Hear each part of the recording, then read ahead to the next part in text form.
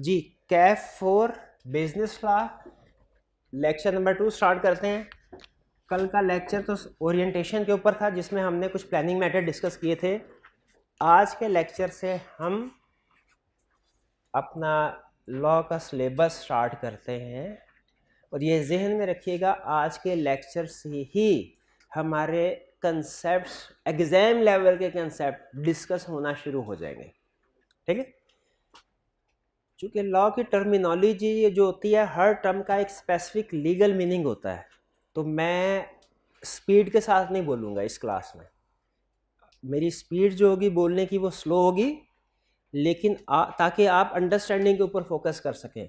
और ख़ास तौर पे जो ऑनलाइन वाले स्टूडेंट्स हैं, इनको मेरी एडवाइस ये है कि अगर बोलने में मेरी स्पीड आपको स्लो लग रही है तो आप लेक्चर की स्पीड को इंक्रीज़ नहीं करना आपने, इसलिए कि मुझे अंदाज़ा है लीगल कंसेप्ट जो है वो समझ आते आते थोड़ा टाइम माइंड को चाहिए होता है। तो मीनिंग को एब्जॉर्ब करने के लिए आपके माइंड को जो टाइम चाहिए वो उसे दीजिए। जब आप स्पीड को बढ़ाएंगे तो आपकी अंडरस्टैंडिंग, कंप्रीहेंशन रिड्यूस हो जाएगी। चीज़ें देखें थोड़ी सी हैं, और देखें 8-10 लाइनें ये हैं, 4-5 लाइन्स वो हैं जो आज के लेक्चर में हमने पढ़नी है। लेकिन जैसे मैंने बताया कि एक एक टर्म के पीछे स्पेसिफिक मीनिंग होते हैं जो हमने डिस्कस करना है। स्टार्ट कर रहे हैं हम अपना बुक के लिहाज से चैप्टर 2। ठीक है, बुक के लिहाज से कौन सा चैप्टर है? चैप्टर 2। ठीक है, हमारी वाली बुक का भी चैप्टर, आई कैप की बुक का भी चैप्टर 2। उसमें जो रेफरेंस है वो आपको माइंड मैप पे मैंने शेयर कर दिए हैं कि आप बुक में जाके पढ़ना चाहे हमारी वाली बुक में या के आई कैप वाली बुक में तो पढ़ सकते हैं। हाँ, हमारी बुक अभी, मैंने उस बुक में से चैप्टर आपके साथ शेयर किया, बुक अभी पब्लिश नहीं हुई, उसमें कुछ थोड़ा बहुत ऊंच नीच करनी है मैंने, उसके बाद पब्लिश करेंगे, तकरीबन हफ्ता लग जाएगा इसमें और। लेकिन ये चैप्टर जो है उसी बुक में से आपको एक्सट्रैक्ट करके दिया गया है। जो हम टॉपिक स्टार्ट करने जा रहे हैं ना चैप्टर 2 से, उसे कहते हैं कॉन्ट्रैक्ट एक्ट। हमारे बिजनेस लॉ के सिलेबस में बहुत से लॉ शामिल है। असल में आप लॉ पढ़ रहे हैं, लॉ पढ़ क्यों रहे हैं भला? क्या आपने लॉयर बनना है? क्या आपने कोर्ट कचहरी में जाके केसेस लड़ने हैं? नहीं। ठीक है, आप लॉ याद रखें, लॉ की डिफरेंट टाइप्स हैं। एक होता है क्रिमिनल लॉ, क्रिमिनल लॉ, एक है सिविल लॉ। क्रिमिनल लॉ होता है जो कि जुर्म होते हैं, जैसे चोरी चिकारी का, दहशतगर्दी का, कत्ल का, ये क्रिमिनल लॉ, ये एलएलबी में पढ़ाए जाते हैं। ये क्रिमिनल लॉ पढ़ के आप कोर्ट कचहरी में फिर आप जाके केस लड़ते हैं। ये हमारे सिलेबस में नहीं, क्योंकि आई कैप हमें लॉयर नहीं बनाना चाह रहा। आई कैप हमें सिविल लॉ, सिविल लॉ ऐसे लॉज होते हैं जो कि पार्टीज, जो बेसिकली जुर्म नहीं है लेकिन कोई गलती है। जैसे फर्ज कीजिए एक पार्टी ने दूसरी पार्टी के साथ एग्रीमेंट किया कि मैं आपको 10 तारीख को ये चीज़ें सप्लाई करूंगा, लेकिन ड्यू डेट पे उसने वो चीज़ें सप्लाई नहीं की, तो क्या अब कोर्ट पहले वाले बंदे को जिसने ये चीज़ें सप्लाई नहीं, उसको जेल में डाल देगा, उसको फांसी पे लटका देगा? नहीं, ये दो प्राइवेट पार्टीज का आपस का मैटर है। ठीक है, लेकिन इसका यह मतलब नहीं है कि कानून की मदद नहीं ले सकते, कानून की मदद ले सकते हैं, लेकिन कानून इसमें किसी पार्टी को कैद की या फांसी की सजा नहीं सुनाएगा। तो जिस जुर्म की सजा कैद या फांसी है वो होता है क्रिमिनल लॉ। लेकिन जिस जुर्म में या जिस गलती में, जिस गलत काम करने के नतीजे में कोर्ट दूसरी पार्टी को मजबूर करे कि भाई आपने ये वादा किया था अब इसको पूरा करे, नहीं तो दूसरे बंदे को हर्जाना अदा करे, उसे कहते हैं सिविल लॉ। हमारे जो बिजनेस एक्टिविटीज होती है ना, जो हम बिजनेस स्टार्ट करते हैं, इनमें नॉर्मली सिविल लॉ एप्लीकेबल होते हैं, क्रिमिनल लॉज में। सिविल लॉ में बहुत से लॉज आते हैं, जैसे दो भाई हैं, उनके दरम्यान में प्रॉपर्टी का डिस्प्यूट है, ये भी कोई क्राइम तो नहीं है डिस्प्यूट होना, सिविल लॉ में आएगा, लेकिन इसका बिजनेस से ताल्लुक नहीं है। ठीक है, कुछ लॉज ऐसे हैं जिनका बिजनेस से ताल्लुक होता है, जैसे पार्टनरशिप एक्ट। पार्टनरशिप एक्ट एक लॉ है, क्या इसका बिजनेस से ताल्लुक है? बिल्कुल है। कॉन्ट्रैक्ट एक्ट जो ये बताता है कि आपने जब भी किसी एक पार्टी ने दूसरी पार्टी के साथ एग्रीमेंट करना है तो उसमें किस ऊंच नीच का ध्यान रखना है, और अगर उस एग्रीमेंट की खिलाफ वर्जी होगी तो क्या पेनल्टी पे करना पड़ेगी, ये बातें कॉन्ट्रैक्ट एक्ट में लिखी हुई हैं। बताइए क्या कॉन्ट्रैक्ट एक्ट बिजनेस से रिलेट करता है? बिल्कुल रिलेट करता है। इसी तरह कुछ और लॉज भी हैं, कंपनी लॉ वगैरह। आप मुझे ये बताइए, सारी डिस्कशन के बाद एंड पे कंक्लूजन पे आ रहा हूं, क्या आईकैप हमें सारे लॉज पढ़ाना चाहता है? सारे के सारे लॉज एलएलबी में पढ़े जाते हैं, यहाँ पे नहीं पढ़े जाएंगे। फिर आईकैप हमें कौन से लॉज पढ़ाना चाहता है? जो बिजनेस को इफेक्ट करते हैं। अब चूंकि बिजनेस को बहुत से लॉज इफेक्ट करते हैं, आईकैप ने उसके 3 हिस्से कर दिए कि कुछ लॉज बच्चे इस सब्जेक्ट में पढ़ेंगे कैफ 4 में, कुछ पढ़ेंगे कैफ 7 में, और कुछ लॉज पढ़े जाएंगे सीफैप लेवल पे जाके। तो हमारे सिलेबस में जो लॉज हैं वो कॉन्ट्रैक्ट एक्ट है, पार्टनरशिप एक्ट है, नेगोशिएबल इंस्ट्रूमेंट एक्ट है, और कुछ 2-3 और लॉज। ठीक है, इनका मकसद ये नहीं कि हमने केसेस लड़े, इनका मकसद ये है कि हम कोई भी बिजनेस, देखिए आप क्वालिफाई करते हैं, इसके बाद हो सकता है आप किसी कंपनी में किसी ऐसी पोस्ट पे, चीफ एग्जीक्यूटिव की पोस्ट पे, सीएफओ की पोस्ट पे जाएं और आपको कंपनी के बिहाफ पे दूसरे लोगों के साथ एग्रीमेंट करने पड़े, आपको कंपनी के बिहाफ पे किसी को एम्प्लॉय अपॉइंट करना पड़ेगा, तो आपको पता होना चाहिए एम्प्लॉय के क्या राइट्स हैं, एम्प्लॉयर के क्या राइट्स हैं, एग्रीमेंट हुआ है उसमें किन चीज़ों का ख्याल रखना है, किसी के साथ सेल परचेज का एग्रीमेंट किया है उसमें आपके राइट्स क्या है, ड्यूटीज़ क्या है। तो बिजनेस पॉइंट ऑफ व्यू से आपको नॉलेज होना चाहिए कि आप चाहे किसी कंपनी में किसी की पोस्ट पे जाके काम कर रहे हो या चाहे खुद का बिजनेस चला रहे हो, आप जो डेली बिजनेस डीलिंग्स होती हैं उनमें किस डीलिंग के ऊपर, किस ट्रांजैक्शन के ऊपर कौन सा लॉ अप्लाई होता है आपको पता होना चाहिए। इसीलिए आईकैप हमें चार्टर्ड अकाउंटेंट्स को लॉ पढ़ा रहा है। ठीक है, हम वकील नहीं बनेंगे लेकिन हमें पता होगा कि हम जो एग्रीमेंट करने जा रहे हैं उसमें इन इन चीज़ों का ध्यान रखना है, ताकि बाद में अगर कोई कोर्ट कचहरी में जाने की जरूरत पेश आती है तो हमने अपनी फेवर वाली चीज़ें एग्रीमेंट में लिखवाई हो। तो ये बात समझ आ गई हम लॉ पढ़ क्यों रहे हैं। अच्छा, अब इसके बाद मुझे ये बताइए, किसी भी बिजनेस में बहुत सी ट्रांजैक्शंस होती हैं, ठीक है, और अक्सर ट्रांजैक्शंस ऐसी होती है जो सब्जेक्ट टू लॉ होती है, यानी उनके ऊपर कोई ना कोई लॉ अप्लाई होता है। जैसे आप किसी को एम्प्लॉय रखते हैं तो इसके ऊपर एम्प्लॉयमेंट लॉ एप्लीकेबल है, लेकिन बिजनेस में सबसे ज्यादा ट्रांजैक्शंस कौन सी होती हैं? सेल परचेज की। शाबाश, सेल परचेज की। तो ये जो सेल परचेज की ट्रांजैक्शन होती है, बताइए पहले पार्टीज आपस में एग्रीमेंट करती हैं, फिर उसके बाद ट्रांजैक्शन होती है कि एग्री किए बगैर ट्रांजैक्शन होते हैं? पहले एग्रीमेंट होता है, भाई कितने में चीज बेचनी है, किस दिन चीज बेचनी है, डिलीवर करनी है, एग्रीमेंट। इसीलिए सबसे पहले कैफ 4 में जो सबसे पहले लॉ आईकैप हमें सिखाना चाह रहा है वो sale and purchase of goods and services, sale and purchase of goods and services से रिलेट करता है, और इसे कहते हैं कॉन्ट्रैक्ट एक्ट। कॉन्ट्रैक्ट एक्ट, तो कॉन्ट्रैक्ट एक्ट बेसिकली है क्या कि आपने जब कोई भी कॉन्ट्रैक्ट करना है, खास तौर पे sale and purchase of good and services का, तो उसके ऊपर लीगल एप्लीकेशन क्या होगी इसमें आप सीखेंगे। जब कॉन्ट्रैक्ट एक्ट आप पढ़ चुके होंगे उसके बाद आप इस काबिल होंगे कि किसी भी पार्टी के साथ अगर आपने कोई कॉन्ट्रैक्ट एग्री करना है ना, तो आप इंश्योर कर सकें कि आपके सारे राइट्स एंड जो ड्यूटीज़ हैं वो उसके ऊपर लिखी हों, बाद में कोई कन्फ्यूजन क्रिएट ना हो सके। और अगर कभी कोई, अगर ये कॉन्ट्रैक्ट एक्ट अच्छे तरीके से पढ़ते हैं और इसके मुताबिक आप कॉन्ट्रैक्ट बनाते हुए इन चीज़ों का ध्यान रखते हैं, तो अगर कभी कोर्ट कचहरी में जाने की ज़रूरत भी पेश आती है तो इंशाल्लाह केस आप जीतेंगे, अगर आपने इसके कंसेप्ट को सीखा और इसके मुताबिक उस कॉन्ट्रैक्ट को एग्री किया होगा। ठीक है, तो ये पास होने के लिए तो है ही है अहम, प्रैक्टिकल लाइफ में भी अहम है। तो कॉन्ट्रैक्ट एक्ट स्टार्ट करने जा रहे हैं, स्टार्ट करें? ठीक है, ये हमारे सिलेबस में, कैफ 4 के सिलेबस में सबसे बड़ा लॉ यही है, कॉन्ट्रैक्ट एक्ट।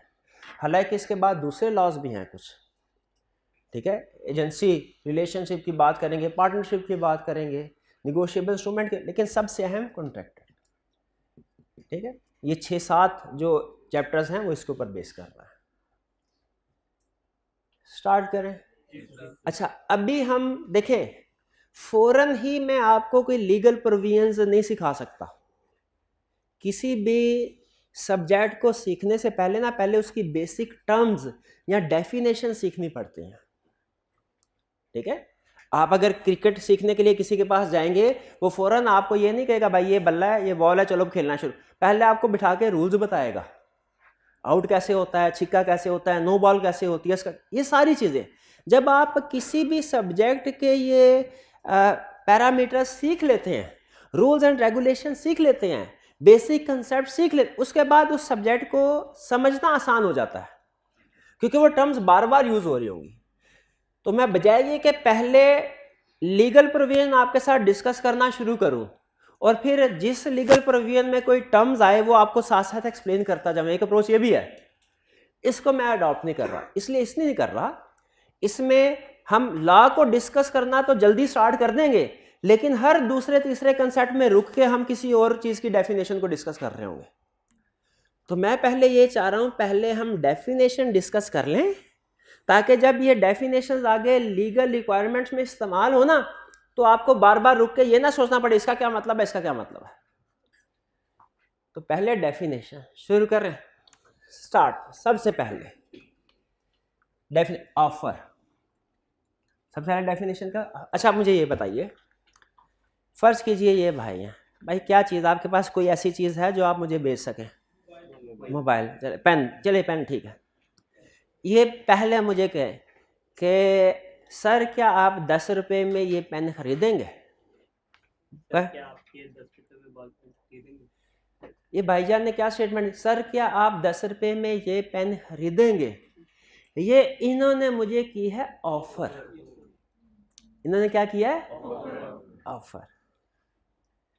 क्या मेरे ऊपर लाजमी है मैं इसका जवाब हमेशा यस दूं? कभी यस दूंगा, कभी नो दूंगा।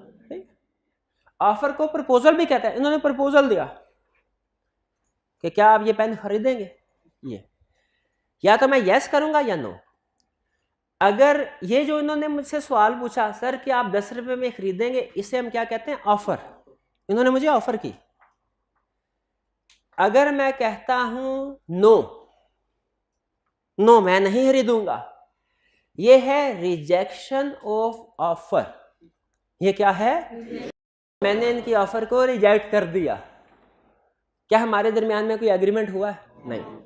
लेकिन अगर मैं कहता हूं यस कि पेन खरीदूंगा, तो मैंने क्या किया? एक्सेप्टेंस। एक्सेप्टेंस। तो एग्रीमेंट के लिए ना, एग्रीमेंट करने के लिए सिर्फ ऑफर होना जरूरी नहीं है,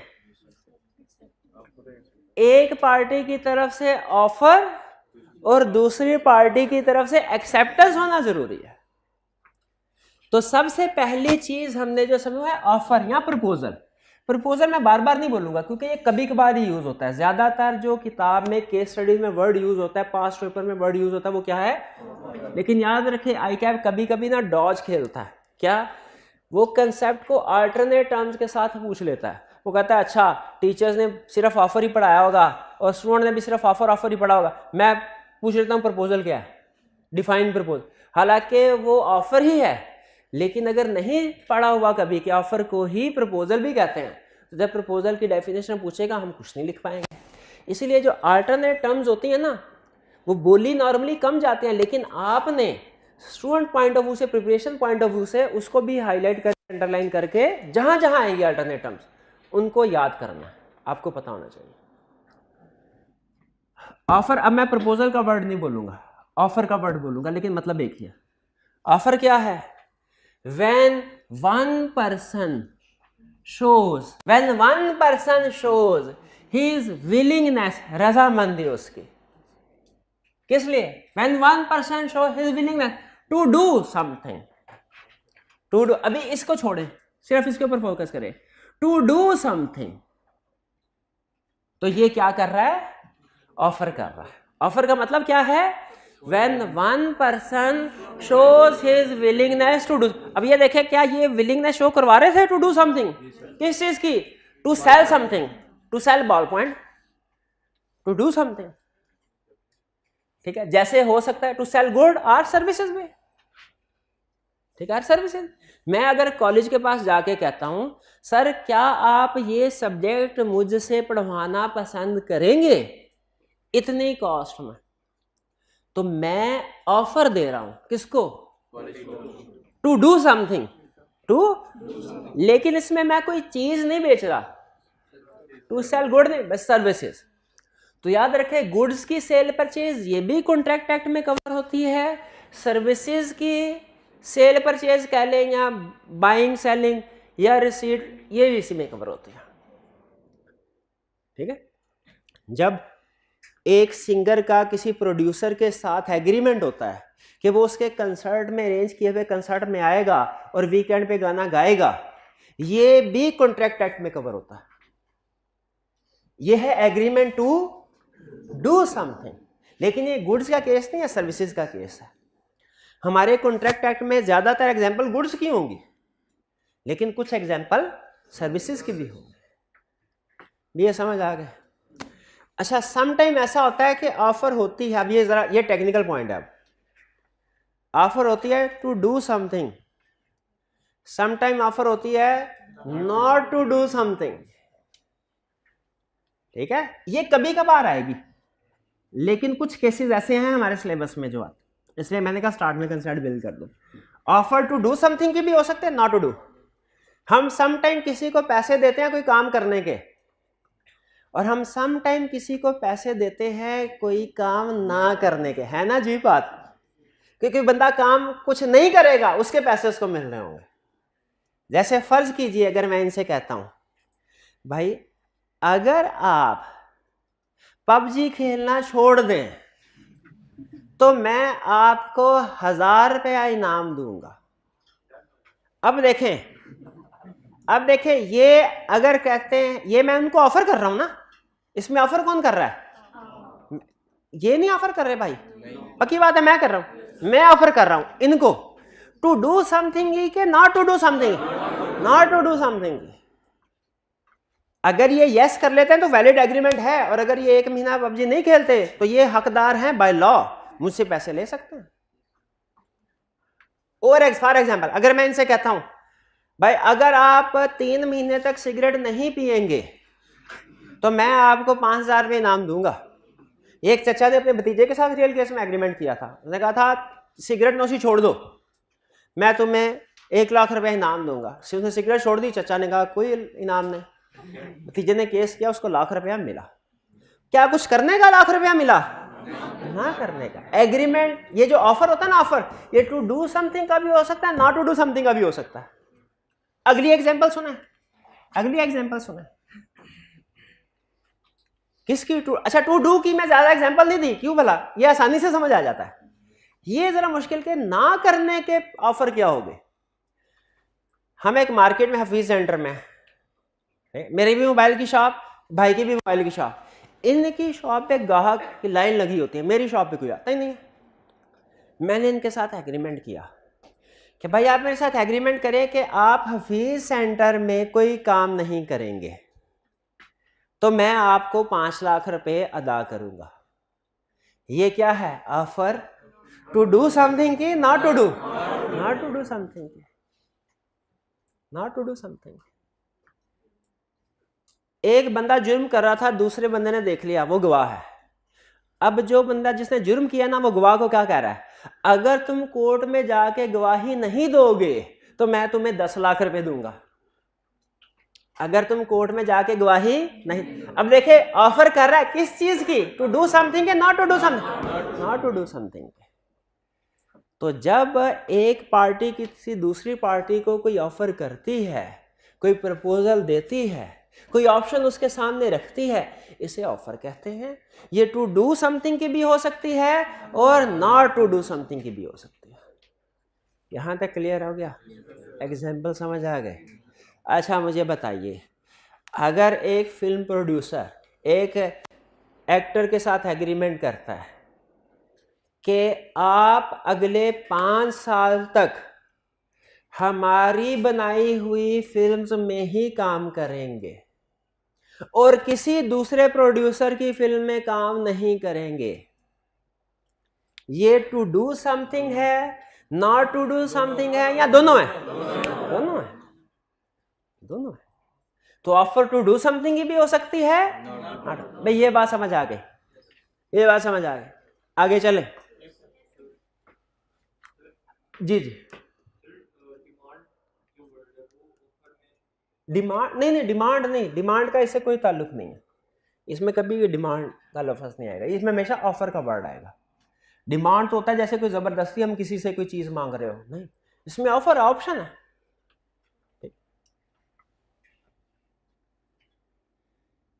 जब कभी ऑफर होगी कितनी पार्टीज होंगी?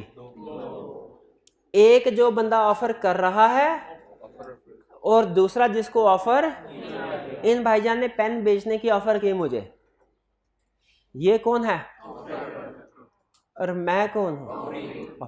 जो बंदा ऑफर कर रहा है उसे कहते हैं ऑफरर, करने वाले को ऑफरर, और जिसको ऑफर की जाए उसे ऑफरी।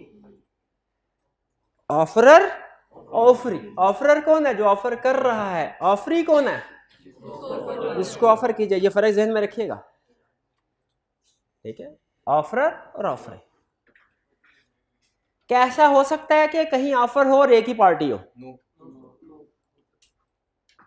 मैं अगर इस दफा सीए में पास हुआ इस पेपरों में, तो मैं अपने आप को बाई के नाम में दूंगा। क्या ये ऑफर है? ऑफर के लिए हमेशा दो पार्टीज का होना लाजमी है। एक पार्टी है तो वो ऑफर नहीं है। एक पार्टी ऑफर करने वाली और दूसरा जिसको ऑफर। ऑफरर कौन है? जो ऑफर कर रहा है। ऑफरी कौन है? ऑफर की जा रही है। तो ये हमने लीगल टर्म्स पढ़ी, ऑफरर और ऑफरी।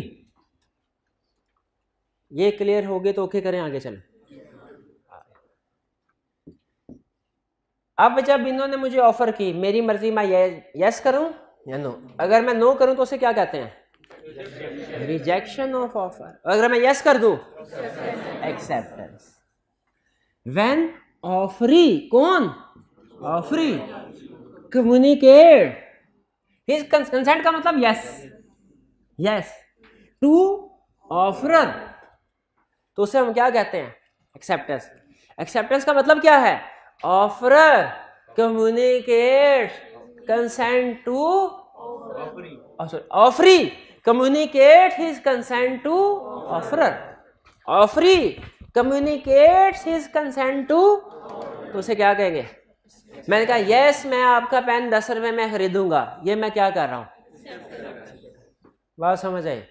अब इसमें ट्विस्ट आ रहे हैं कहानी में, सुनिए। इन्होंने कहा सर क्या आप ये पेन 10 रुपए में खरीदेंगे? मैं अभी सोच रहा हूं साथ वाला भाई है, इन्होंने कहा लाओ मुझे बेचो। क्या ये एक्सेप्टेंस है? हाँ, उसको तो ऑफर ही नहीं। शाबाश। इसका मतलब है एक्सेप्टेंस में लफ्ज है ऑफ, इसका मतलब है एक्सेप्टेंस कौन दे सकता है? ऑफर ही। जिसको ऑफर ही नहीं की गई वो एक्सेप्टेंस नहीं दे सकता, वो चाहे साथ क्यों ना बैठा हो। ये समझ आया? ऑफरी। ऑफरी को अंडरलाइन करें। ऑफरी का मतलब एक्सेप्टेंस ऑफरी ही देगा, ऑफरी के अलावा और कोई बंदा नहीं दे सकता। अगला twist, offeree communicates his consent. इन्होंने मुझे कहा सर क्या आप 10 रुपए में ये पेन खरीदेंगे? अब मैं हिसाब किताब लगा रहा हूं, 10 रुपए में ठीक रहेगा, महंगा तो नहीं है। मैंने सोचने में थोड़ा टाइम लगा दिया। इन्होंने साथ वाले को भी कह दिया क्या आप 10 रुपए में ये पेन खरीदेंगे? क्या ऐसा हो सकता है कि एक बंदे को ऑफर किया और दूसरे को भी कर दे? की जा सकती। इसमें फिर दोनों में से कोई भी एक्सेप्टेंस कर सकता है, और एग्रीमेंट किसके साथ होगा? जो पहले कर देगा, जो पहले कर देगा। मैं सोच रहा हूं 10 रुपए में खरीदूं, इन्होंने यही ऑफर उनको कर दी। अच्छा अब मैंने इरादा कर लिया है कि मैं खरीद लूंगा, बताया नहीं। इरादा कर लिया खरीद लूंगा, बताया नहीं। उन्होंने उस भाई से पूछा आप 10 रुपए में खरीदो? उन्होंने कहा यस खरीदूंगा। इन्होंने उसको बेच दिया, मैंने इनके खिलाफ केस कर दिया। मैंने कहा भाईजान मुझे ऑफर की थी, आपने उसको कैसे बेच दिया? ये कहेंगे सर ऑफर की थी, एग्रीमेंट तो भी नहीं ना हुआ था। एग्रीमेंट तो होता है जब एक्सेप्टेंस हो, आपने तो एक्सेप्टेंस ही नहीं की। मैंने कहा भाईजान एक्सेप्टेंस आपको नहीं बताई, मैंने अपने माइंड में तो एक्सेप्टेंस कर ली थी, अपने माइंड में तो एक्सेप्टेंस कर ली थी। तो लॉ क्या कहेगा, एक्सेप्टेंस हुई कि नहीं हुई? नहीं। कम्युनिकेट, इसको भी अंडरलाइन करें। कम्युनिकेट का मतलब क्या है? अगर हम एक्सेप्टेंस करें तो ऑफरर को बताना जरूरी है, अगर नहीं बताया तो अगर जेन में रखा ना। एक लीगल केस में एक पार्टी ने ऑफर की दूसरी पार्टी को कि हमारा ये माल है गोदाम में पड़ा, आप खरीदेंगे। उसने लेटर लिख दिया, अपनी जेब में रख दिया, उसको भेजा ही नहीं लेटर। लेटर लिख के अपनी जेब में रख दिया, उसको भेजा ही नहीं लेटर। क्या एक्सेप्टेंस हो गई? नहीं। लॉ ने कहा ये एक्सेप्टेंस नहीं हुई, आपको उसे लेटर भेजना चाहिए। जब तक कम्युनिकेशन नहीं होगी एक्सेप्टेंस नहीं होगी। तो एक्सेप्टेंस के लिए जरूरी है एक्सेप्टेंस कौन करे? ऑफरी करे, और फिर एक्सेप्टेंस को कम्युनिकेट करे। और किसको करे? ऑफरर को। ऑफरर के अलावा अगर किसी और को कम्युनिकेट कर दी, ऑफरर के अलावा किसी और को कम्युनिकेट कर दी तो एक्सेप्टेंस नहीं हुई। ठीक है। इन्होंने कहा सर आप 10 रुपए मेरा पेन खरीदेंगे। अब मैंने इनको तो नहीं कहा, दूसरे भाई को कहा यार ये ना मैं इसे 10 रुपए में पेन खरीदने जा रहा हूं, मैं इनसे 10 रुपए में पेन। क्या एक्सेप्टेंस हो गई? हालांकि ऑफरी ने ही कहा, कम्युनिकेट भी किया है, लेकिन किसको? किसी और को, ऑफरर को नहीं किया। तो कम्युनिकेट किसको करना है? ऑफर। एक्सेप्टेंस समझ आ गई क्या है? जब ऑफरी ऑफर करे, ऑफरर ऑफर करे और ऑफरी उसको एक्सेप्ट कर ले, तो हम इसे कहते हैं ये हो गया दोनों में प्रॉमिस, वादा, प्रॉमिस। याद रखिएगा, एक्सेप्टेंस से पहले है तो ऑफर है, एक्सेप्टेंस के बाद है तो प्रॉमिस है। एक्सेप्टेंस से पहले है तो ऑफर है, एक्सेप्टेंस के बाद है तो, यानी एक्सेप्टेंस से पहले वही दो पार्टीज हैं, तो ये है ऑफरर, मैं हूं ऑफरी, और एक्सेप्टेंस के बाद यही दो पार्टी है। अब हमें दुनिया का कोई बंदा ऑफरर ऑफरी नहीं कहेगा, बल्कि क्या कहेगा? प्रोमिजर प्रोमिजी, प्रोमिजर प्रोमिजी, प्रोमिजर प्रोमिजी। वही ऑफरर था एक्सेप्टेंस से पहले, एक्सेप्टेंस होगी तो वही ऑफरर क्या बन गया? प्रोमिजर। प्रोमिजर का मतलब जिसने ऑफर की है, जिसने कोई काम करना है। प्रोमिजी का मतलब क्या? जिसको ऑफर की गई थी और उसने मंजूर कर लिया, अब उसके लिए कोई काम किया जाना, इसके लिए कोई काम किया जाना। अच्छा आप जरा सुनिएगा, ये ऑफर और प्रॉमिस में फर्क समझ आ गया? और इससे भी ज्यादा अहम कंसेप्ट, ऑफरर और प्रॉमिजर में फर्क समझ आ गया? ऑफरर और प्रॉमिजर में क्या फर्क है? बिफोर एक्सेप्टेंस है तो ऑफरर है, आफ्टर एक्सेप्टेंस है तो, बिफोर एक्सेप्टेंस है तो ऑफरी है, आफ्टर एक्सेप्टेंस है तो। चूंकि हमारे लॉ में ज्यादातर एग्रीमेंट होने के बाद मसले मसाइल होते हैं ना, उनको डिस्कस किया जाता है, तो ज्यादातर और पेपर में भी आपको ऑफर और ऑफरी की टर्म्स नहीं दिखने को, सुनने को मिलेंगी। कौन सी टर्म सुनने को मिलेगी? प्रोमिजर और प्रोमिजी, क्योंकि एग्रीमेंट हो चुका है, एक्सेप्टेंस हो चुकी है, एग्रीमेंट हो चुका है, प्रोमिजर और प्रोमिजर। अच्छा आप जरा सुनिएगा,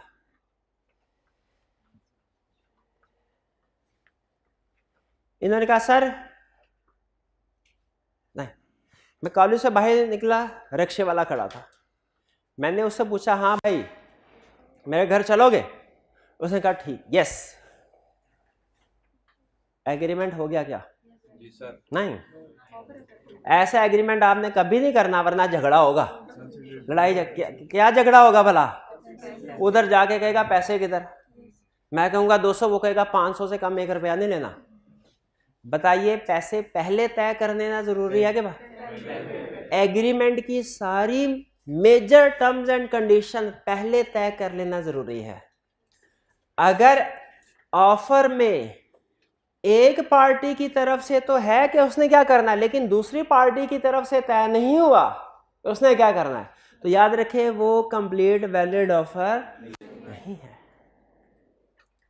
इन्होंने कहा सर क्या आप पेन खरीदेंगे?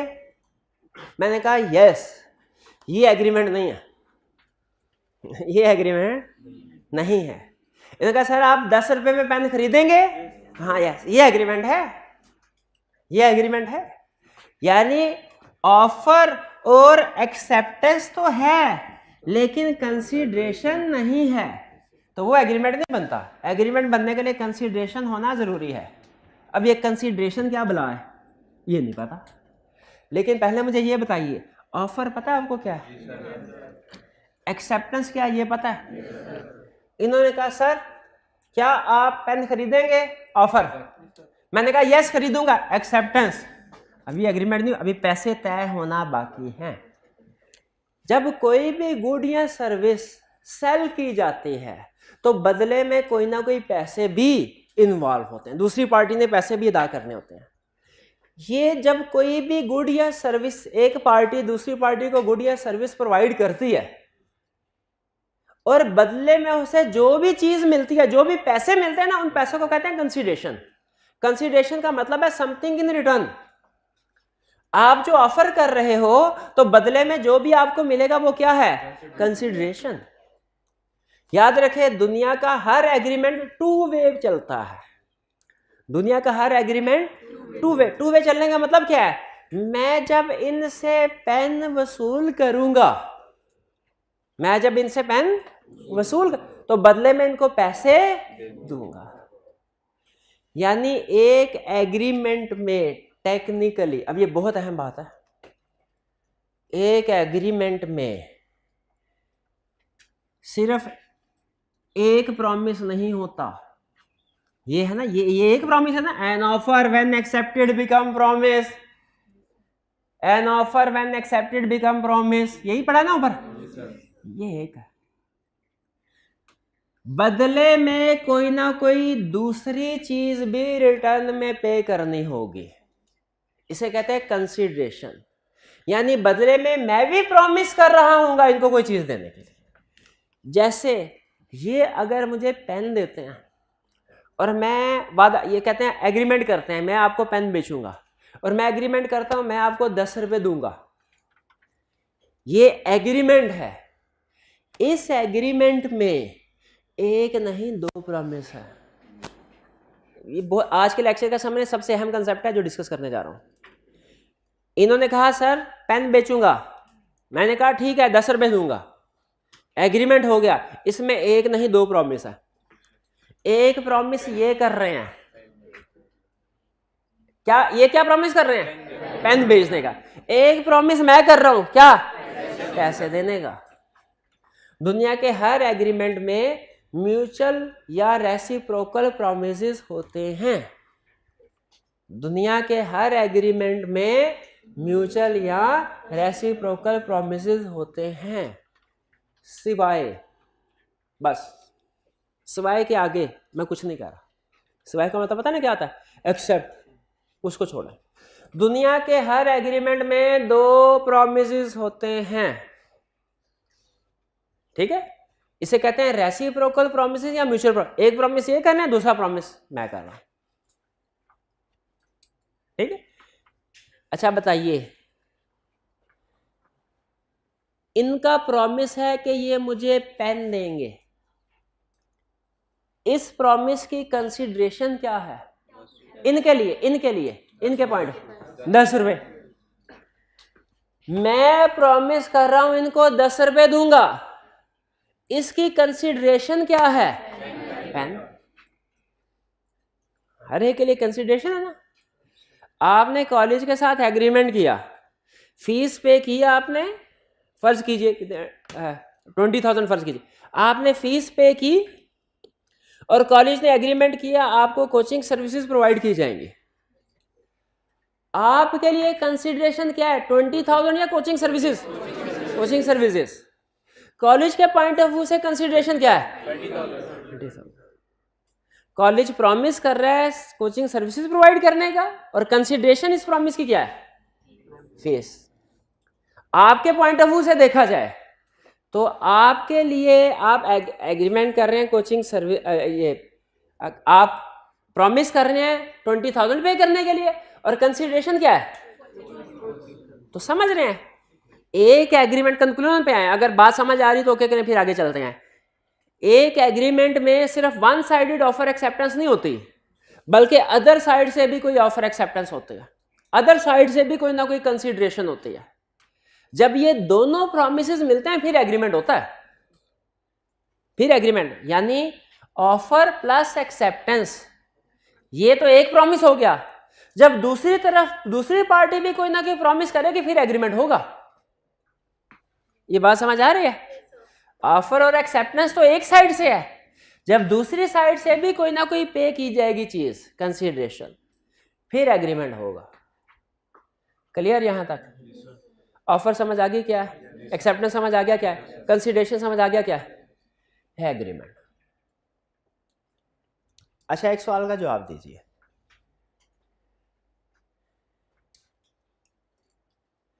मेरा इनके साथ एग्रीमेंट हुआ, इन्होंने कहा सर अगर आप मुझे 1 लाख रुपया दें मैं आपको उड़ के दिखाऊंगा। 1 लाख रुपया दें, उड़ के दिखाऊंगा। अब मैंने कहा ठीक है 1 लाख रुपया दूंगा। हमारे दरमियान में ऑफर की, एक्सेप्टेंस हो गई, कंसीडरेशन भी दोनों तरफ है, पैसे होंगे, और ये एक तरह से मुझे एंटरटेन होगा ना, मैं उड़ता देख के बंदा, मैंने कभी जिंदगी में बंदा उड़ता नहीं देखा। एग्रीमेंट हो गया। इन्होंने उड़ के नहीं दिखाया, मैं चला गया कोर्ट। मैंने कहा सर देखिए इसने एग्रीमेंट किया था, मुझे उड़ के दिखाएगा, उड़ के नहीं दिखाया, जरा इसे कहे अपना वादा पूरा करे। कोर्ट ये वादा पूरा करवाएगी? करवाएगी, एक लगाएगी मुझे, तुम्हें नहीं पता, ये उड़ना इम्पॉसिबल है, उड़ना इम्पॉसिबल है, कोई उड़ नहीं सकता। तो एग्रीमेंट और कॉन्ट्रैक्ट में फर्क है। इसी रीजन की वजह से लॉ ने 2 टर्म्स इजाद की। एक क्योंकि लॉ को पता चल गया कि लोग आपस में इतने बेवकूफ हैं या इतने करप्ट हैं कि वो ऐसी चीजें एग्री कर लेते हैं जो कि इन्फोर्सेबल बाय लॉ नहीं है, इन्फोर्सेबल बाय लॉ नहीं है। लॉ कभी उस चीज का ऑर्डर नहीं देता जिसको वो इंप्लीमेंट ना करवा सके। तो जो चीजें इन्फोर्सेबल, जो एग्रीमेंट तो है इन्फोर्सेबल बाय लॉ नहीं है, उनका कोई लीगल स्टेटस, लॉ कहता है आपस में खुद ही भुगतो, मेरे पास ना हो। इसी तरह इलीगल एग्रीमेंट्स है। अगर मैं इनके साथ एग्रीमेंट कर लूं, भाईजान मैं आपको 10,000 रुपये दूंगा, आप मुझे आधा किलो चर्च दीजिएगा, ऑफर है, एक्सेप्टेंस है, कंसीडरेशन है, तो कॉन्ट्रैक्ट सॉरी एग्रीमेंट है। अगर ये मुझे चर्च नहीं देते, मैं कोर्ट जज के पास चला गया, सर जी एग्रीमेंट हुआ था, इन्फोर्स करवाएं, वो कहेगा इनको दो चर्च, कहेगा भाई हम चर्च बेचने थोड़ी बैठे हुए हैं, भाग जाओ इधर से। ये एग्रीमेंट इन्फोर्सेबल बाय लॉ। इसीलिए बाज़ औक़ात पार्टीज एक दूसरे के साथ ऐसी चीजें तय कर लेती हैं जो या तो इम्पॉसिबल होती हैं या इलीगल होती हैं। जो चीजें इम्पॉसिबल या इलीगल होंगी वो इन्फोर्सेबल बाय लॉ, वो एग्रीमेंट्स तो है, यानी पार्टी ने एग्री तो किया हुआ है, लेकिन वो कॉन्ट्रैक्ट नहीं है। कॉन्ट्रैक्ट क्या है? कॉन्ट्रैक्ट हमेशा वही चीज होगी, वो वाला एग्रीमेंट जो इन्फोर्सेबल बाय लॉ है, वही कॉन्ट्रैक्ट होगा। इसका मतलब है एग्रीमेंट और कॉन्ट्रैक्ट में एक फर्क समझ आ गया हमें, क्या कि जो एग्रीमेंट इन्फोर्सेबल बाय लॉ है वो कॉन्ट्रैक्ट है, और जो एग्रीमेंट इन्फोर्सेबल बाय लॉ नहीं है वो कॉन्ट्रैक्ट नहीं है। ये बात समझ आ गई? अच्छा, एक लाइन बोलने लगा हूं, अगर आपको समझ आ जाए तो ओके कीजिएगा, ये याद करना जरूरी नहीं है, सिर्फ वैसा नहीं। Every contract is an agreement, but every agreement is not contract. ये स्टेटमेंट सही है कि गलत है ना? Every contract is agreement, her contract agreement तो है, लेकिन हर एग्रीमेंट कॉन्ट्रैक्ट। जरा बताइए कौन से एग्रीमेंट ऐसे हैं जो कॉन्ट्रैक्ट नहीं है? Impossible, illegal, impossible, illegal, impossible, illegal. ये एग्रीमेंट तो है, कॉन्ट्रैक्ट। अब एक case study, real case study आपके सामने डिस्कस करने लगा हूं, आपने मुझे बताना है ये एग्रीमेंट है कि कॉन्ट्रैक्ट है कि दोनों है, ठीक है। एक बंदे की डेथ हो गई, घर वाले रो दो रहे हैं जनाजे पे, एक बंदा आया दूसरा बाहर से कहीं स्ट्रेंजर और कहने लगा अगर आप मुझे 10 लाख रुपया अदा करें तो मैं अभी इसको जिंदा कर देता हूं। घर वालों ने कहा ठीक है जिंदा करें। बताइए ये एग्रीमेंट है कि कॉन्ट्रैक्ट है? कॉन्ट्रैक्ट नहीं है, ये है आपका डिसीजन। जब भी आपने केस स्टडी सॉल्व करनी है ना लॉ की, दो चीजें आपकी केस स्टडी में होनी चाहिए, decision, basis of decision, decision, basis of decision. आपने अक्सर देखा होगा जब कोर्ट में फैसला होता है ना तो जज ये सिर्फ ये नहीं कहता इसको फांसी दे दें, वो कहता है दफा 302 के तहत ना, ये कहता कि सिर्फ डिसीजन बताता है कि बेसिस ऑफ डिसीजन भी बताता है, बेसिस ऑफ डिसीजन भी बताता है। इसलिए हमने भी जब भी लॉ की कोई भी केस स्टडी सॉल्व करनी है तो डिसीजन भी देना है, बेसिस ऑफ। ये आपकी जिंदगी की पहली लॉ की केस स्टडी है जो एग्जाम लेवल की है। आप बताइए इसमें आपका क्या, ये जो मैंने एग्जांपल आपके साथ शेयर की ये एग्रीमेंट है कि कॉन्ट्रैक्ट? यानी ये एनफोर्सेबल बाय लॉ नहीं है, ये है आपका डिसीजन। बेसिस ऑफ डिसीजन बताइए क्यों? इम्पॉसिबल है। शाबाश। अगर आप कहते इलीगल है तो मैं आपका मार्क्स आधे डिडक्ट कर लेता, ये इम्पॉसिबल है, इम्पॉसिबल है। क्लियर हुई है बात? गवर्नमेंट ने कहा इंडिया के साथ कोई ट्रेड नहीं होगी। एक प्राइवेट इंपोर्टर ने इंडिया के किसी ट्रेडर के साथ एग्रीमेंट कर लिया, बताइए एग्रीमेंट इलीगल। इलीगल का मतलब क्या? इलीगल का मतलब है जिसकी लॉ इजाजत ना दे। वो कोई क्राइम भी हो सकता है, वो कोई हो सकता है क्राइम ना भी हो। नॉर्मली इलीगल चीजें क्राइम होती है लेकिन लाजमी नहीं, ठीक। तो हर वो चीज जिसकी लॉ इजाजत नहीं देता वो इलीगल है, और जो मुमकिन ही नहीं, इम्पॉसिबल। इम्पॉसिबल इलीगल सब ये बार बार केसेस बनेंगे इन दो टर्म्स के ऊपर, इसलिए मैंने खास तौर पे इनको हाईलाइट किया है। अब बताइए ऑफर समझ आ गया क्या है, एक्सेप्टेंस समझ आ गया क्या है, एग्रीमेंट, कॉन्ट्रैक्ट। चलिए आगे कुछ बेसिक कंसेप्ट। ये जो ऑफर या एक्सेप्टेंस होती है ना या एग्रीमेंट, ये एक्सप्रेस भी हो सकते हैं, एम्प्लॉयड भी हो सकते हैं। एक्सप्रेस भी हो सकते हैं, एम्प्लॉयड भी हो सकते हैं। एक्सप्रेस होता है जो अल्फाज से चीज कही जाए। एक्सप्रेस का मतलब क्या है? जिसका अल्फाज से इजहार किया जाए। वो अल्फाज रिटन भी हो सकते हैं, स्पोकन भी हो सकते हैं। और जब किसी चीज का इजहार अल्फाज से नहीं बल्कि कंडक्ट से किया जाए तो उसे कहते हैं इम्प्लॉयड।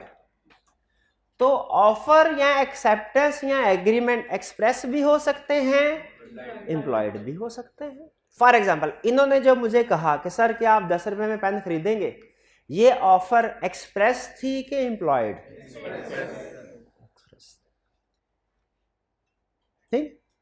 आपने अक्सर शायद देखा बाज़-औक़ात कभी अगर आपने किसी बस वगैरह में सफ़र किया है ना तो बाज़-औक़ात जहाँ पे बस रुकती है तो वहाँ पे कुछ लोग ना गर्मियों में ठंडे पानी के गिलास लेके घूम रहे होते हैं। तो वो चलते चलते ना बस के साथ सीट लगी होती है ना तो वो गिलास को ऊपर इशारा करते हैं, और अगर किसी को प्यास लगी हो किसी मुसाफिर वो कहता है।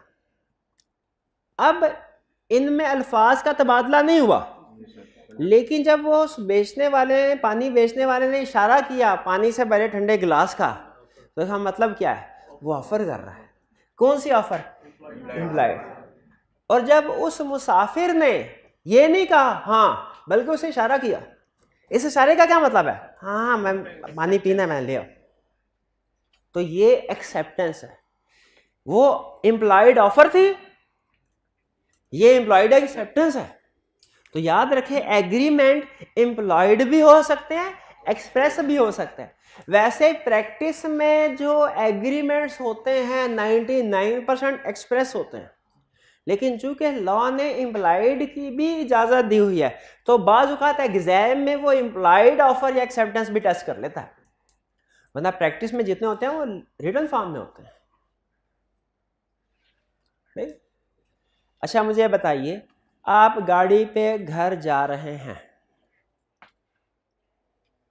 इशारे पे रुके, एक बच्चा भागता हुआ आया, उसके हाथ में शीशा साफ करने के लिए वो सामान है, उसने आप गाड़ी का शीशा साफ करना शुरू कर दिया, या आपकी तरफ ऐसे इशारा किया, बहुत ऐसे इशारा करते हैं सर, ये क्या है?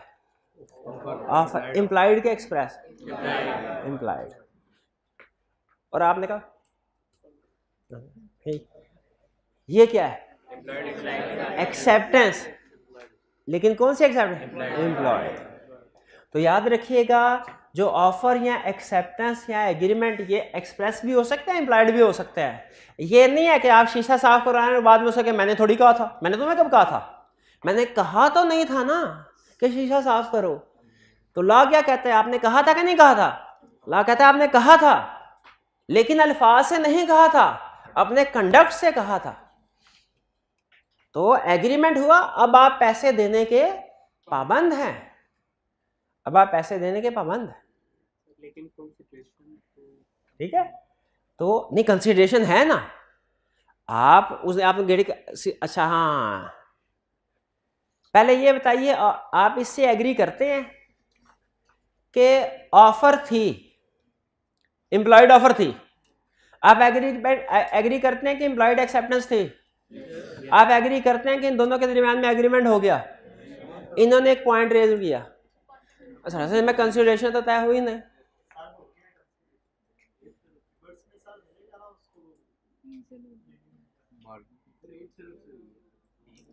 इसमें जब एग्रीमेंट में प्राइस तय, अब आपने ना सवाल उठाया है मुश्किल, मैं हिम्मत करके जवाब दे रहा हूं, अगर समझ आ जाए तो ठीक, ना समझ आए तो इसको इग्नोर कर दें, बिल्कुल भूल जाएं कि ये सवाल कभी आया भी था।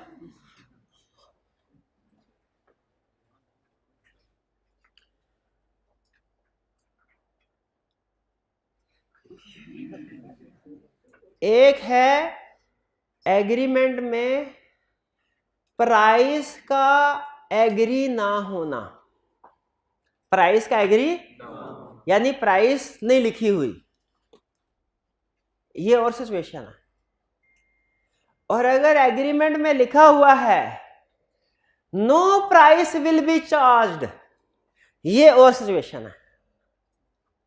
अगर एग्रीमेंट में प्राइस का जिक्र ही नहीं है ना, तो इसका यह मतलब नहीं है कि कोई प्राइस पे ही नहीं की जाएगी। लॉ कहता है यहां पे हम रीजनेबल मार्केट प्राइस पे करवाएंगे, रीजनेबल मार्केट प्राइस पे करवाएंगे।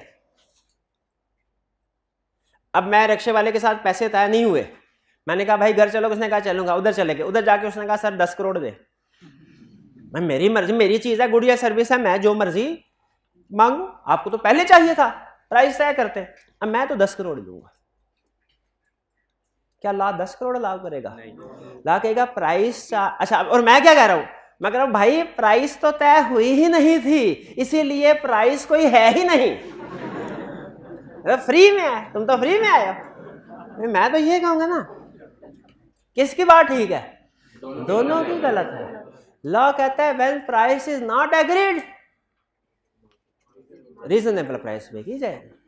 हाँ, जब एग्रीमेंट में क्लियरली लिख दिया गया कि ये सर्विसेज फ्री ऑफ कॉस्ट, तो फिर हम उसे कहते हैं कि इसके कोई पैसे नहीं होंगे, उसे हम कहते हैं ग्रेचुटस एक्ट या वॉलंटरी एक्ट।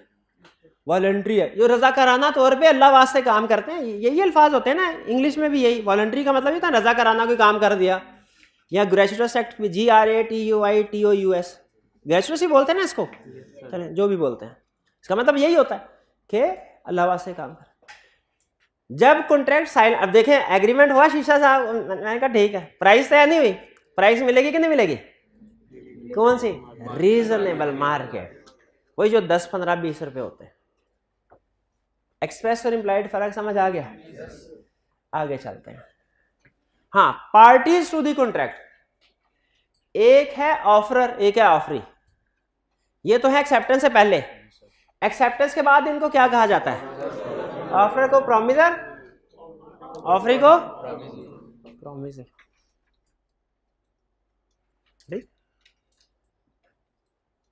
एक है प्रोमिसर, एक है प्रोमिसी। एग्रीमेंट में हमेशा दो पार्टीज होती हैं, एक प्रोमिसर, एक प्रोमिसी। इनके अलावा कोई भी पार्टी जो होती है उसे कहते हैं थर्ड पार्टी या stranger to the contract. Stranger to the contract law में ना एक इस्टेब्लिश रूल है कि वही पार्टीज एक के खिलाफ केस कर सकती हैं जिनके दरमियान में एग्रीमेंट हुआ है। जो पार्टी एग्रीमेंट में है ही नहीं वो केस नहीं कर सकते। रियल केस का एग्जांपल बताता हूं आपको। ए ने बी के साथ एग्रीमेंट किया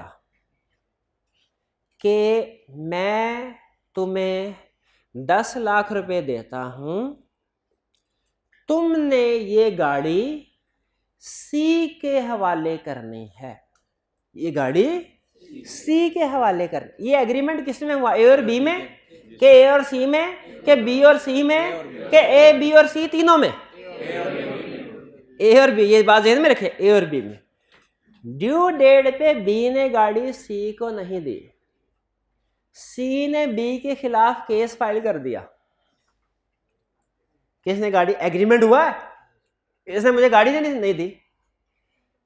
कोर्ट ने ये केस डिसमिस कर दिया पहली पेशी पे। क्यों? क्योंकि see third party, stranger to the contract. एक एग्रीमेंट के ऊपर अगर कोई एक्शन लेना है ना तो वो पार्टीज टू दी कॉन्ट्रैक्ट ले सकती हैं। थर्ड पार्टी या स्ट्रेंजर टू दी कॉन्ट्रैक्ट उस एग्रीमेंट के ऊपर एक्शन नहीं ले सकता। ए बी के खिलाफ एक्शन ले सकता है, बी ए के खिलाफ ले सकता है, सी नहीं। बात समझ आए? ठीक है। तो एग्रीमेंट, किसी भी एग्रीमेंट में कितनी पार्टीज होती हैं? दो, एक प्रोमिसर, एक प्रोमिस। इसके अलावा कोई भी पार्टी होगी, चाहे कॉन्ट्रैक्ट में उसका जिक्र क्यों ना हो, लेकिन चूंकि जो टर्म्स एंड कंडीशन एग्री वो उसमें वो शामिल नहीं है, जिक्र तो है उसका, लेकिन जो एग्रीमेंट हो रहा है वो ए और बी के दरमियान में हो रहा है। तो इसके अलावा जितनी भी पार्टीज हैं वो थर्ड पार्टी या स्ट्रेंजर टू दी कॉन्ट्रैक्ट कहलाती हैं। ये खास तौर पे थर्ड पार्टी और स्ट्रेंजर टू दी कॉन्ट्रैक्ट की टर्म ध्यान में रखिएगा, ये आगे यूज होगी। और रूल आपको पता होना चाहिए कि जो थर्ड पार्टी या स्ट्रेंजर टू दी कॉन्ट्रैक्ट है वो कॉन्ट्रैक्ट को इन्फोर्स नहीं, वो कॉन्ट्रैक्ट की बेस पे लीगल एक्शन नहीं ले सकते। भाई ये बात समझ आई? यहां तक कोई प्रॉब्लम तो नहीं? चलिए, कोई क्वेश्चन पूछना चाहते हो तो पूछ लीजिए। मन जी।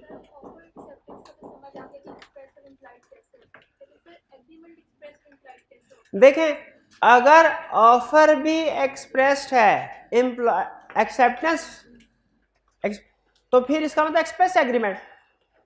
और अगर दोनों चीजें इंप्लॉयड हैं तो इंप्लॉयड एग्रीमेंट। अगर एक चीज एक्सप्रेस है दूसरी इंप्लॉयड है तो भी एग्रीमेंट हो जाएगा। इससे फर्क, असल में ना इससे फर्क नहीं पड़ता कि एग्रीमेंट एक्सप्रेस है कि एम्प्लॉयड है।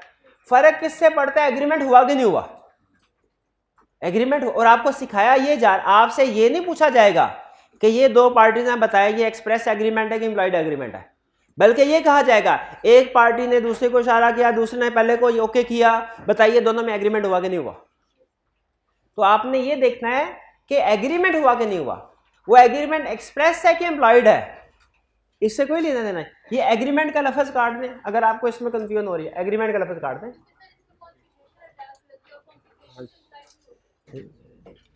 ऑफर और एक्सेप्टेंस कैन बी एक्सप्रेस भी हो सकते हैं, एम्प्लॉयड भी हो सकते हैं। ठीक है, और कोई क्वेश्चन? अच्छा, आज आपने क्या कर, आपको नोट्स मिल गए हैं ना? आपने घर जाके लर्निंग ऑब्जेक्टिव 1 पढ़ना। ठीक है, लर्निंग ऑब्जेक्टिव 1, इसमें क्वेश्चन नंबर 1 का पार्ट ए करें, पार्ट बी अभी नहीं करना आपने। क्वेश्चन नंबर और ये आपने रिटन फॉर्म में करना है। छोटा सा क्वेश्चन है, 2-3 लाइनों में। ठीक है, और इसमें कोई प्रॉपर फॉर्मेट की जरूरत नहीं है, सिर्फ आपका जो भी पॉइंट ऑफ व्यू अल्फाज में उसे लिख दे। लर्निंग ऑब्जेक्टिव 1 पढ़ना है और क्वेश्चन नंबर 1 का पार्ट ए करना है। अच्छा, अब एक चीज ध्यान में रख लें, आपको जो माइंड मैप्स दिए जा रहे हैं और ये नोट्स भी दिए जा रहे हैं, इन दोनों में फर्क क्या भला? माइंड मैप्स में सिर्फ टू द पॉइंट चीजें हैं, इसमें डिटेल्ड है। स्टूडेंट असल में पूछते हैं सर क्या ये सारा हमने याद करना है? ये तो बड़ा ज्यादा है, मुश्किल है। तो अगर आपका रटा मजबूत स्ट्रांग है तो आप ये लर्निंग ऑब्जेक्टिव 1 ये नोट्स बुक वाला याद कर लें सारा, बहुत अच्छी बात। लेकिन अगर आप चाहते हैं कि सिर्फ टू दी पॉइंट बातें याद करें और बाकी रीडिंग कर लें, तो सिर्फ ये माइंड मैप वाली चीज याद कर लें, ठीक है? इसको जुबानी याद करें, इसको पढ़े भी। क्यों भला?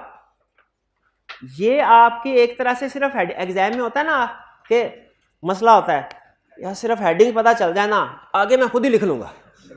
और ऐसे होता है, जिसका कंसेप्ट स्ट्रांग हो वो वाकई आगे खुद ही लिख लेता है, लेकिन मसला ये हेडिंग नहीं याद होती। तो बजाय ये कि आप हर चैप्टर हेडिंग और डिटेल सारी चीजें याद कर रहे हो, आप सिर्फ हेडिंग्स याद करें और बाकी रीडिंग कर लें ताकि कंसेप्ट बिल्ड हो जाए। रीडिंग ने की होगी ना तो आपको हेडिंग पता चल भी जाए, आगे नहीं लिख सकेंगे। तो रीडिंग करनी है ताकि एक्सप्लेनेशन लिख सके, और केस स्टडी भी सॉल्व होगी रीडिंग की बेस पे। तो इसलिए रीडिंग लाजमी करनी है, लेकिन याद कहाँ से करें?